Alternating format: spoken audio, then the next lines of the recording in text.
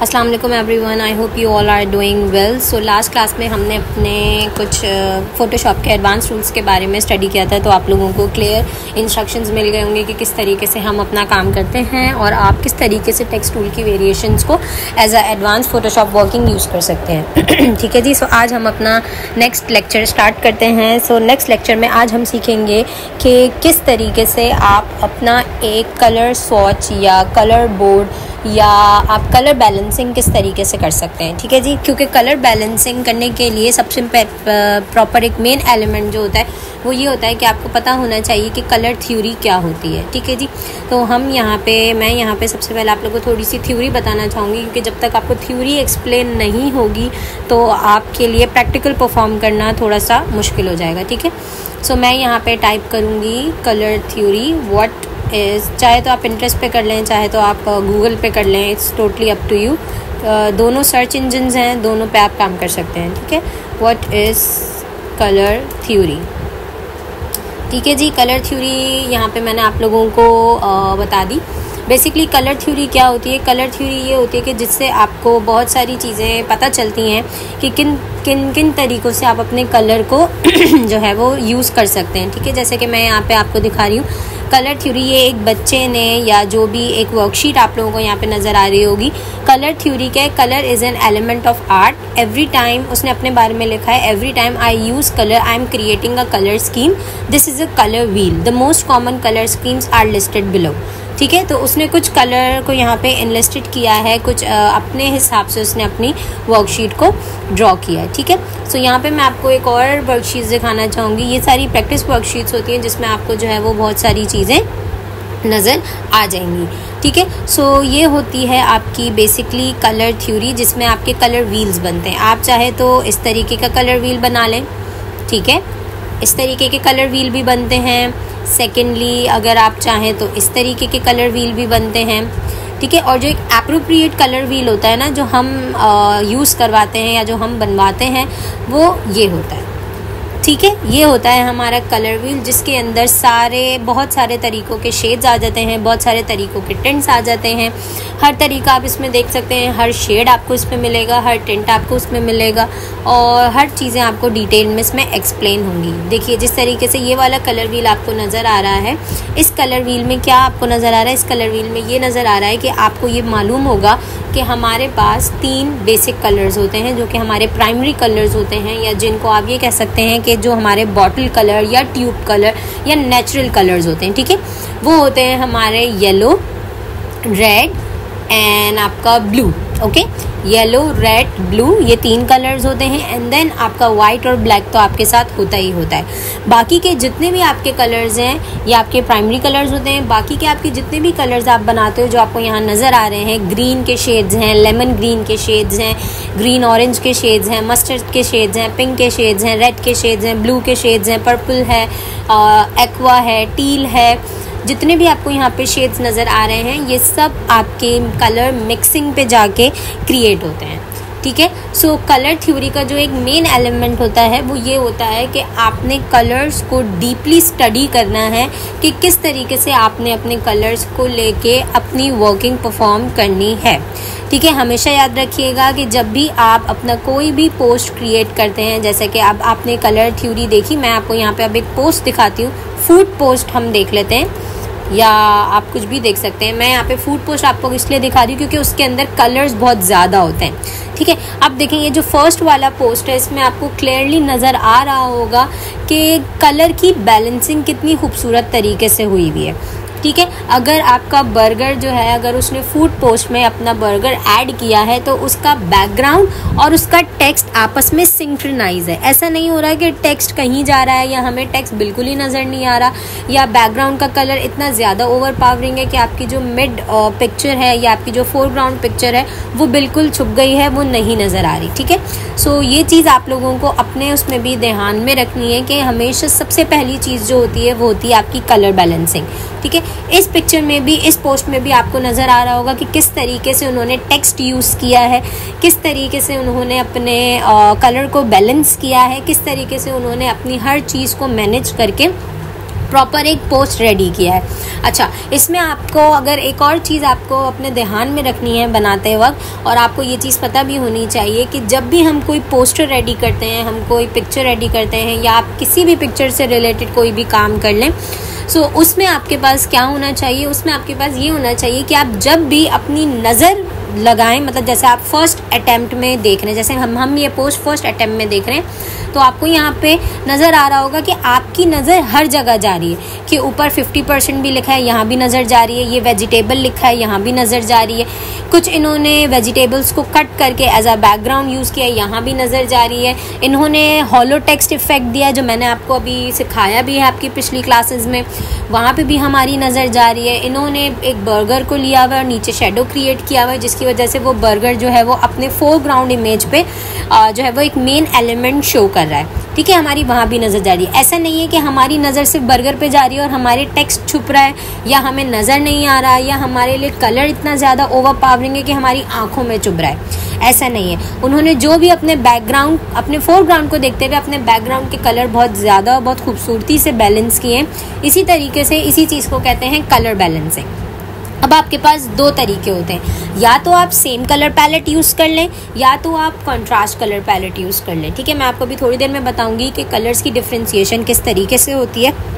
Same colour palette का मतलब है, जैसे आप यहाँ देख रहे हैं कि सबसे इस पूरी पिक्चर में सबसे डार्क जो कलर है वो है आपका ब्राउन। ठीक है, जिस पे बर्गर लिखा हुआ है। सो सबसे डार्क कलर आपका ब्राउन है। वो ब्राउन इन्होंने कहाँ से लिया है, इनकी पैटी या इनके जो बन का नीचे वाला पार्ट है वहाँ से इन्होंने लिया है। बट वो जो ब्राउन है वो, और जो बन और पैटी का ब्राउन है वो थोड़ा सा डिफरेंट है। क्यों? क्योंकि जब भी आप किसी सेम कलर के ऊपर सेम एलिमेंट ड्रॉप करेंगे तो वो चीज़ इतनी ज़्यादा अट्रैक्टिव या नहीं नज़र आएगी। तो इससे बेहतर ये है कि जब भी हम कोई कलर ऐड करते हैं तो हमें उनके सेम शेड्स और सेम टिंट्स के साथ प्ले करना होता है। शेड्स क्या होते हैं, टिंट्स क्या होते हैं, ये भी मैं आपको थोड़ी देर में बताऊंगी। अभी आप सिर्फ इतना समझ लीजिए कि जब भी हम पोस्ट क्रिएट करते हैं तो आपके पास दो ऑप्शंस हैं, या तो आपके पास कलर्स आप जो चूज़ कर रहे हैं वो सेम होने चाहिए, सेम इन अ सेंस उनके कुछ शेड्स होने चाहिए, चाहे तो आप लाइटर टोन यूज़ कर लें, चाहे तो आप डार्कर टोन यूज़ कर लें। ठीक है, अब यहाँ पे आपको कुछ रेड एलिमेंट भी नज़र आ रहा होगा, जैसे उन्होंने ऑर्डर नाउ जो लिखा हुआ है वो रेड पे लिखा हुआ है, वेजिटेबल जो लिखा हुआ है वो रेड पे लिखा हुआ है। ठीक है, सो ये क्या होते हैं, ये आपके सब्स्टिट्यूट कलर्स होते हैं जो इतने ज़्यादा ओवर पावरिंग नहीं होते, बट हाँ वो आपके कलर के साथ, जो आपने कलर चूज़ किया है उसके साथ बैलेंस क्रिएट करते हैं। एक ये होता है। दूसरी चीज़ होती है आपको जैसे कि ये नज़र आ रही है। अब ये अगर आप सोशल पोस्ट देखें तो इसमें देखें आपके पास मल्टीपल कलर्स हैं। इसमें आपके पास मस्टर्ड है, ग्रीन है, ऑरेंज है, येलो का शेड है, थोड़ा सा रेड ऑरेंज का शेड है। ठीक है, सो ये सारे इसके अंदर आपके पास मल्टीपल ऑफ कलर्स हैं। सो आप इस तरीके से भी अपनी कलर बैलेंसिंग कर सकते हैं। आपको बस ये याद रखना है, आपको आपका मोटिव क्लियर होना चाहिए और आपके दिमाग में ये चीज़ क्लियर होनी चाहिए कि आप जो कलर यूज़ कर रहे हैं वो आपस में सिंक्रोनाइज करेंगे या नहीं करेंगे। ऐसा नहीं होना चाहिए कि आपने ब्राउन के साथ वो यूज़ कर लिया आपका मैरून कलर या डार्क रेड कलर और वो उसके साथ सिंक्रोनाइज नहीं कर रहा है, क्योंकि ऑब्वियसली आपका जो ब्राउन होता है वो इटसेल्फ एक वार्म कलर है और जो आपका डार्क मैरून कलर है वो भी इटसेल्फ एक वार्म कलर है। दोनों सेम फैमिली से बिलोंग नहीं करते हैं, लेकिन दोनों का जो अपना टेक्सचर है, दोनों की जो अपनी एक इंटेंसिटी है वो बिल्कुल सेम है। ठीक है, सो आपने ऐसा बिल्कुल नहीं करना, अपनी सारी चीज़ों को मैनेज करना है। और सबसे मेन इम्पॉर्टेंट होता है आपका कलर। जितने ज़्यादा आपके कलर और आपका टेक्स्ट, जितना ज़्यादा आपका कलर और आपका टेक्स्ट इन्हेंस होगा, नज़र आएगा, उतना ज़्यादा अट्रैक्टिव लगेगा। अब आप देखें इस पोस्ट में भी आपको ऊपर नज़र आ रहा होगा कि उन्होंने हॉलो टेक्स्ट इफेक्ट का यूज़ किया, जो मैंने आपको आपकी प्रीवियस लेक्चर में बताया भी था। इसीलिए मैंने आप लोगों को टेक्स्ट को लेके बहुत ज़्यादा चीज़ें एक्सप्लेन की हैं और मज़ीद कुछ ऐसी चीज़ें हैं जो मैं मज़ीद आगे एक्सप्लेन करना चाहूँगी, जिससे आप लोग के जो पोस्ट हैं उनमें जो है वो अट्रैक्शन पैदा होती है। क्योंकि आप देखें जितने भी पोस्ट हमें यहाँ पर नज़र आ रहे हैं सब के साथ एक पिक्चर है एंड जो भी उन्होंने अपना कार्ड प्ले किया हुआ है एज अ टेक्स्ट प्ले किया हुआ है। ठीक है, पिक्चर का अपना काम है। ये वाली देखें, ये मैंने आपको मेरा जो प्रीवियस लेक्चर है उसमें ही मैंने आपको ये डिस्क्राइब किया है कि किस तरीके से आप अपना एक जो आपका टेक्स्ट इफेक्ट है वो कैसे दे सकते हैं। सो सबसे इम्पॉर्टेंट जो आप as a designer, as a worker, important element जो होता है वो होता है आपका टेक्स्ट। ठीक है, पिक्चर आपकी होना अच्छी बात होती है, बट जितना अच्छा आपका टेक्स्ट होगा उतना अच्छा आपके लिए और ज़्यादा यूज़फुल रहेगी ये चीज़।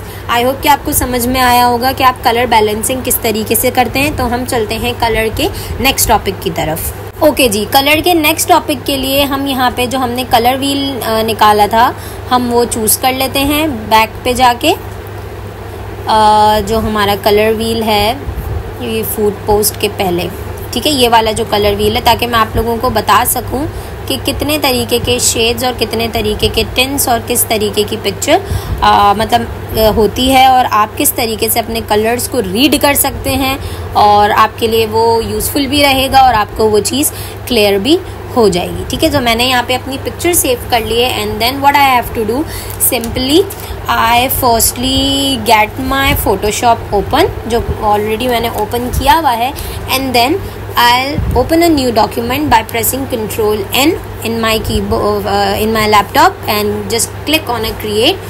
Then what you have to do, the first thing is must that you have to unlock your layer by pressing Alt double click. By pressing Alt double click you can easily unlock your background, and yeah, now what we have to do, we have to study about the colors। ठीक है, अब मैं आपको बताऊंगी कि colours किस तरीके से पढ़े जाते हैं। अभी तो आपने देखा कि आप कलर की बैलेंसिंग कैसे यूज़ कर सकते हैं, अब आप ये देखेंगे कि कलर पढ़ते कैसे हैं, क्योंकि कलर की एक अपनी थ्योरी होती है, कलर को पढ़ने का अपना एक स्टाइल होता है, अपना एक तरीका होता है। ठीक है, सो मैं यहाँ पे फाइल पे जाऊँगी and then I will go to place embedded, एंड मैं डेस्कटॉप पे जाके, क्योंकि मेरी वो जो पिक्चर है वो डेस्कटॉप पे सेव हुई है, तो सिंपली मैं डेस्कटॉप पे जाके अपनी ये पिक्चर को प्लेस कर दूंगी ताकि मैं जो भी वर्किंग करना चाहती हूँ वो मैं इटसेल्फ इस पे कर सकूँ। ठीक है, और आप लोगों को एक सिनेरियो भी क्रिएट कर दूँ और लेक्चर भी जो है वो हमारा आप लोगों को समझ में आ जाए। ठीक है, so this is your colour wheel. Okay, इसको हम कहते हैं, सो मैं यहाँ पे थोड़ा सा अपना कंट्रोल और शिफ्ट एन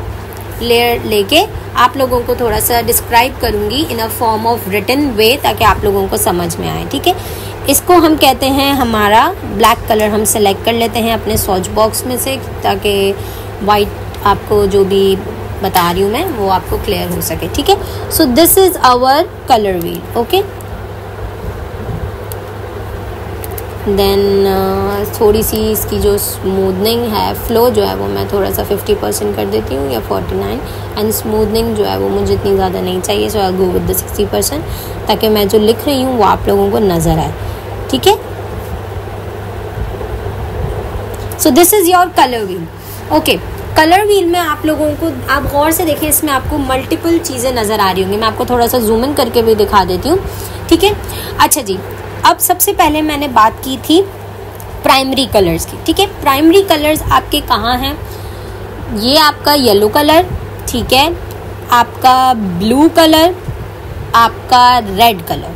ठीक है, ये होते हैं आपके प्राइमरी कलर्स। ओके, ठीक है, सो प्राइमरी कलर्स के बाद पी हम इस पे लिख देते हैं ताकि आपको पता चले कि ये आपके प्राइमरी कलर्स हैं। अब प्राइमरी कलर्स के बाद आपको यहाँ पे नज़र आ रहा होगा कि अंदर की तरफ जो इसके शेड्स हैं या अंदर की तरफ वाला जो पार्ट है वो बहुत ज़्यादा लाइट है, light, dark, dark, dark, dark, dark and darker. ठीक है, इस तरीके से ये न्यूट्रल्स चल रहे हैं। सो अंदर वाला जो बिल्कुल लाइटेस्ट पार्ट होता है उसको हम कहते हैं टिंट्स।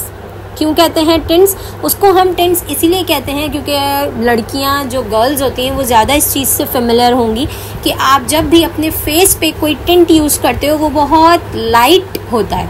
ठीक है, इटसेल्फ जब आप उसको अप्लाई करते हो तो उसकी एक अपनी थिक कंसिस्टेंसी होती है, बट जब आप उसको ब्लेंड करते हो सो वो इटसेल्फ थोड़ा सा लाइट टेक्सचर देता है आपको। ठीक है, सो इसको हम कहते हैं टिंट्स। जो भी आपके कलर पैलेट में टिंट्स होंगे उसका मतलब ये है कि उसके अंदर जो वाइट एलिमेंट है, जो वाइट कलर है वो ज़्यादा होगा और उसका जो ओरिजिनल कलर है वो कम होगा, तो आपका टिंट क्रिएट होगा।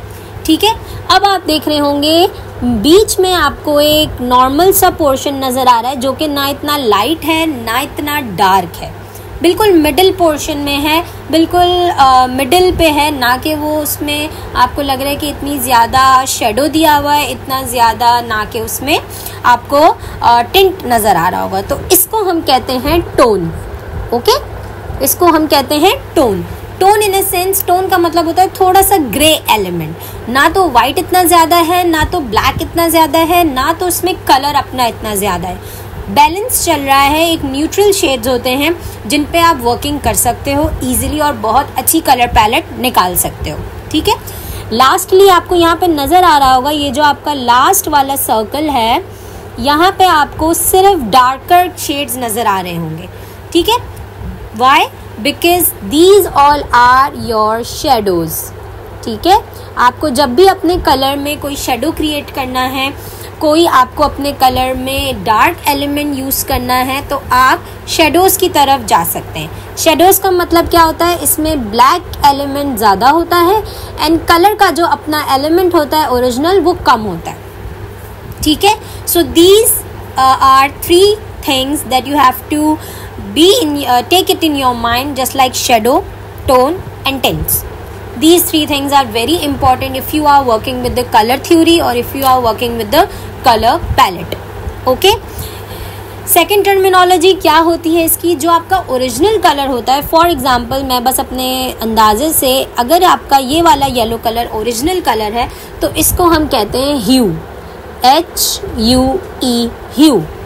ठीक है, ह्यू का मतलब होता है आपका ओरिजिनल कलर जो आपको डायरेक्ट सनलाइट से मिलता है, या जो आपका बॉटल कलर होता है या ट्यूब कलर होता है, उसको हम कहते हैं ह्यू। ठीक है, ह्यू के बाद जो इसकी ऊपर वाली आपको नज़र आ रही है, जो ऊपर डार्कर है नीचे लाइटर है, सो ये सारी चीज़ों को हम कहते हैं सैचुरेशन। कितनी ज़्यादा आपने उसके अंदर सैचुरेशन इन्हेंस करनी है। सैचुरेशन का मतलब होता है intensity of a colour shade, कि कितना डार्क आप कलर चाहते हैं, कितना लाइट आप कलर चाहते हैं, ये सारी चीज़ें आपके सैचुरेशन पे डिपेंड करती हैं। ठीक है जी, सो जो आपका मेन कलर होता है उसको हम कहते हैं ह्यू, और जो आपका लाइटर और डार्कर कलर है उसको हम कहते हैं सैचुरेशन। ठीक है, अब आपने एक और चीज़ भी ध्यान में रखनी है कि प्राइमरी कलर्स के बाद जो आपके पास कलर्स आते हैं उनको हम क्या कहते हैं। ठीक है, प्राइमरी कलर आपके पास एक कलर है, प्राइमरी कलर के पास आपके पास जो कलर आते हैं, एक होता है आपका मोनोक्रोमैटिक,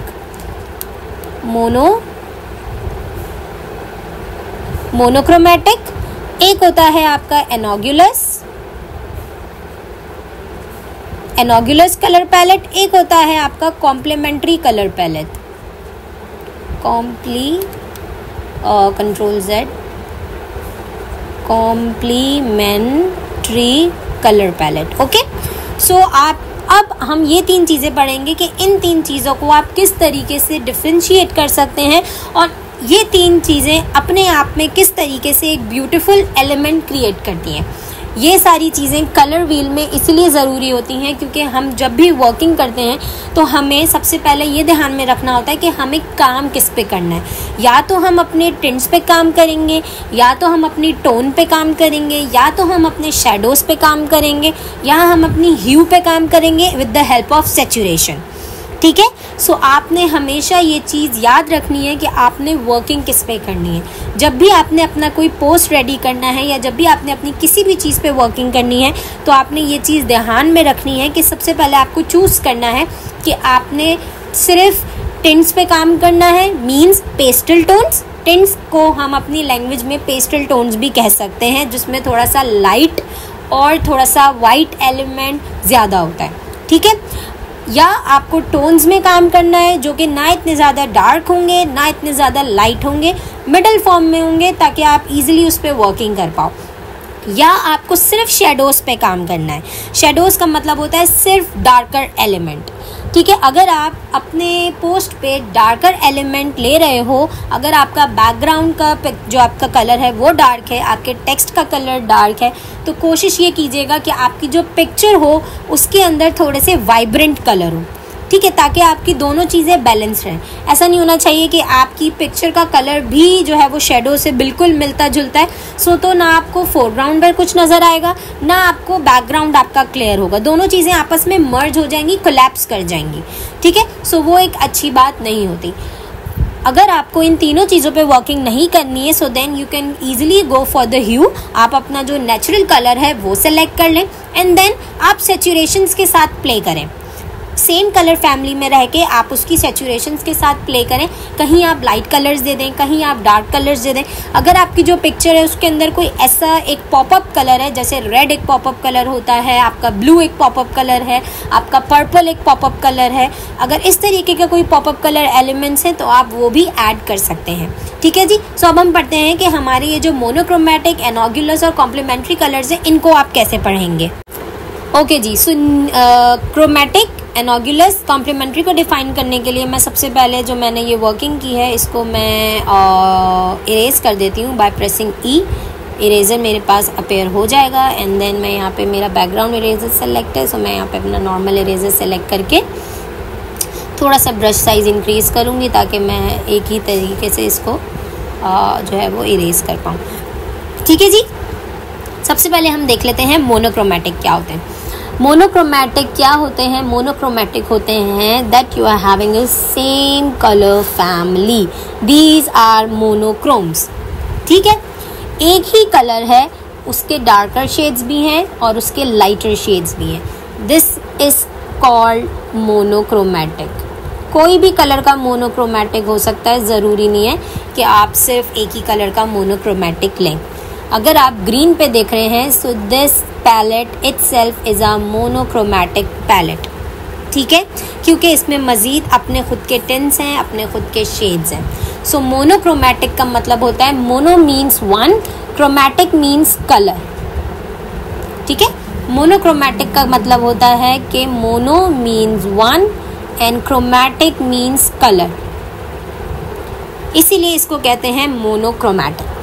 आप कोई भी कलर का वन शेड लेके प्ले कर सकते हैं, उसको हम कहते हैं मोनोक्रोमैटिक कलर पैलेट। सेकंड चीज़ आपके पास आती है एनॉग्युलस कलर पैलेट। एनॉग्युलस कलर पैलेट क्या होता है? जैसे आपको यहाँ पे ब्लू कलर नज़र आ रहा होगा जो आपका प्राइमरी कलर है, या आप जिसको मोनोक्रोमैटिक बोल सकते हैं, इसके आसपास जितने कलर्स हैं इसके 2 to 3 शेड्स, ठीक है। जैसे आपको यहाँ पे नज़र आ रहा होगा थोड़ा सा एक्वा कलर भी है ब्लू का, ठीक है, टर्कोइज भी कलर है इसके, सॉरी हाँ एक्वा कलर है, टर्कोइज भी आप कह सकते हो, एक्वा टर्कोइज बहुत कलर है। यहाँ पे आपको इस पे पर्पल और थोड़ा सा मजेंडा नज़र आ रहा होगा, ठीक है।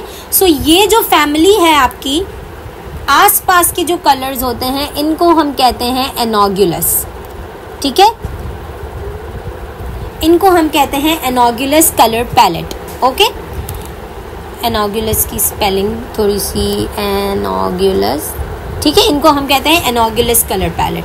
आपके साथ जो आपका मेन कलर है उसके आजू बाजू, मतलब राइट और लेफ्ट में जितने भी कलर्स आपको नज़र आ रहे होंगे, दो शेड एंड मैक्सिमम 3 शेड, उनको हम कहते हैं एनॉग्युलस कलर, ठीक है जी। कॉम्प्लीमेंट्री कलर्स क्या होते हैं? कॉम्प्लीमेंट्री कलर्स ये होते हैं, जैसा कि आपने देखा होगा कि हम जब भी कोई चीज़ डिज़ाइन करते हैं या हम कुछ भी डिज़ाइन करते हैं, सो उसके कुछ कॉन्ट्रास्टिंग कलर्स होते हैं, ठीक है। जैसे आपको पता होगा कि पर्पल का जो कॉन्ट्रास्ट होता है वो येलो होता है, इसी तरीके से रेड का जो कॉन्ट्रास्ट होता है वो ग्रीन होता है, ठीक है। एक्वा का जो कॉन्ट्रास्ट होगा वो मस्टर्ड या ऑरेंज कलर के शेड में होगा। So these all are complementary colours because they are complement to each other, ठीक है। These are called complementary colors. Why? Because they are creating a complement effect to each other. और जब भी हम कोई complementary colors या high contrast colors use करते हैं तो हमें वो चीज़ बहुत ज़्यादा अट्रैक्टिव लगती है, या बहुत ज़्यादा उसके अंदर आप कह सकते हैं कि एक एनर्जी क्रिएट होती है, ठीक है। आपने कभी डेंजर के पोस्ट देखे होंगे, डेंजर के जितने भी एलिमेंट्स होते हैं वो रेड कलर से दिखाई देते हैं, ठीक है, ज़्यादातर रेड कलर से या ब्लैक कलर से। क्यों? क्योंकि हर कलर की अपनी एक लैंग्वेज है। अगर आप कॉम्प्लीमेंट्री कलर्स यूज़ कर रहे हैं तो वो थोड़े से हाई टोन्स पे जाएंगे। अगर आप एनोगुलस कलर पैलेट यूज़ कर रहे हैं तो वो मिडिल टोन्स पे प्ले करेगा। अगर आप मोनोक्रोमेटिक कलर टोन्स पे प्ले कर रहे हैं तो वो पेस्टल कलर टोन्स पे प्ले करेगा।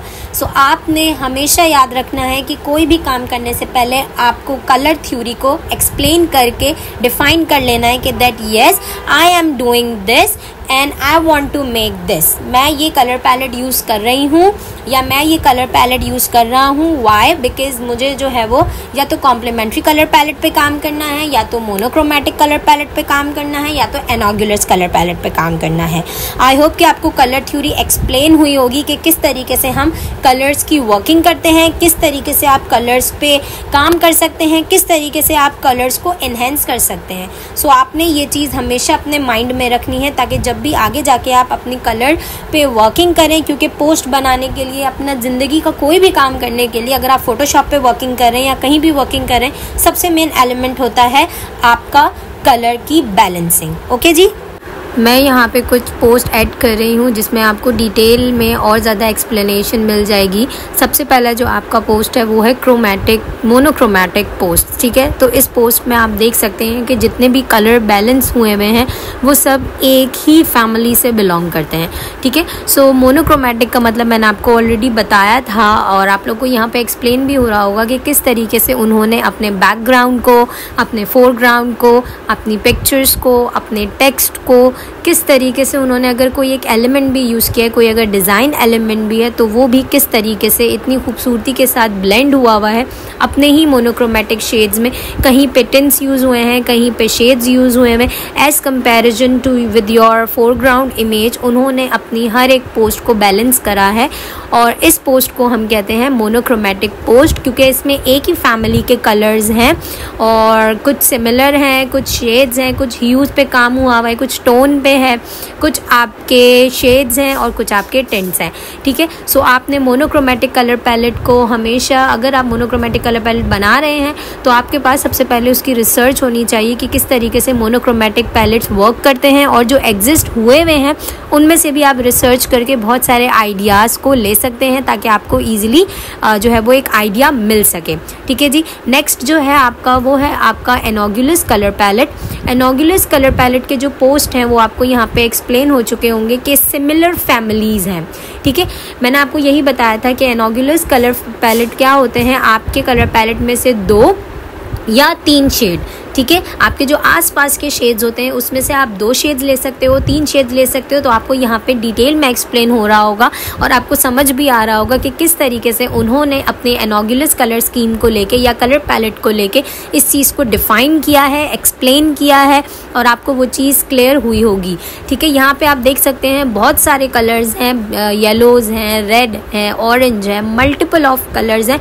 कलर्स का एक बंच है लेकिन सब आपस में एक दूसरे के साथ रिलेट कर रहे हैं। ऐसा नहीं है कि कोई कलर ज़्यादा ओवर पावरिंग है और कोई कलर बहुत कम लग रहा है, ऐसा आपको कहीं भी शो नहीं हो रहा होगा। तो ऐसे कलर पैलेट्स को हम कहते हैं एनोगुलस कलर पैलेट। आप जब भी अपने एनोगुलस कलर पैलेट को बनाना चाहेंगे या बनाने की कोशिश करेंगे तो सबसे पहले आपने अपनी रिसर्च करनी है और इसी तरीके के पोस्ट को आपने अपनी रिसर्च में इन्वॉल्व रखना है ताकि जब आप इन चीज़ों को बनाएं तो आपके पास एक क्लियर पिक्चर में आपके पास मौजूद हो, ठीक है जी। लास्ट जो आपका थीम था वो था आपका complementary colour palette.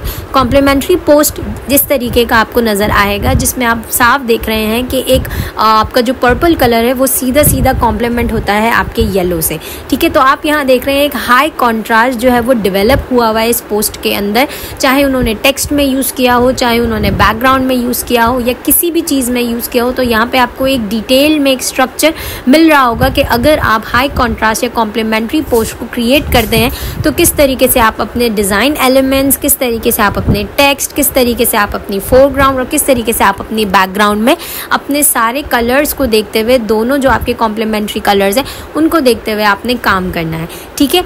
Monochromatic colour palette में आपके पास जो है वो बहुत सारी कलर रेंज है, एक ही कलर के आप टिंट्स और शेडोज़ में प्ले करते हैं। और सेकंड आपके पास जो एनोगुलस कलर पैलेट है उसमें आपके पास कलर्स की वेरिएशन ज़्यादा आ जाती है। और तीसरा वाला जो लास्ट आपका कलर है वो है कॉम्प्लीमेंट्री, जिसमें आपके पास 2 कलर्स होते हैं जिनके आप या तो टिंट्स पे प्ले कर लें या तो शेड्स पे प्ले कर लें।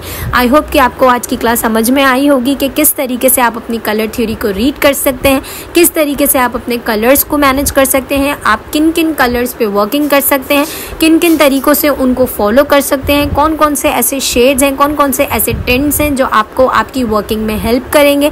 अगर आप कॉम्प्लीमेंट्री कलर चूज़ करें तो आपको किन एसेट्स पे काम करना है, अगर आप एनोगुलस चूज़ करें तो आपको किन एसेट्स पे काम करना है, अगर आप मोनोक्रोमेटिक चूज़ करें तो आपको किन एसेट्स पे काम करना है।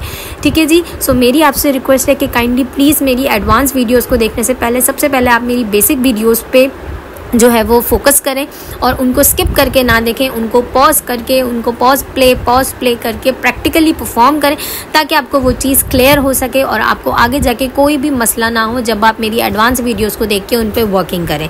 ठीक है जी। सो अपना बहुत सारा ख्याल रखिएगा, मुझे अपनी दुआओं में याद रखिएगा। अपनी सारी वर्किंग को प्रॉपर करके जितना ज़्यादा आप पोस्ट पे काम करेंगे, जितना ज़्यादा आप अपनी वर्किंग को इन्हेंस करेंगे, उतना आपके लिए ज़रूरी होगा, उतना आपके लिए अच्छा रहेगा और उतना ही आप अपनी फोटोशॉप की वर्किंग में स्ट्रॉन्ग हो पाएंगे। फोटोशॉप की वर्किंग 1 दिन 2 दिन करने के बाद स्टॉप मत कीजिएगा। अगर आप लगातार करेंगे तो आपके लिए यूज़फुल रहेगी।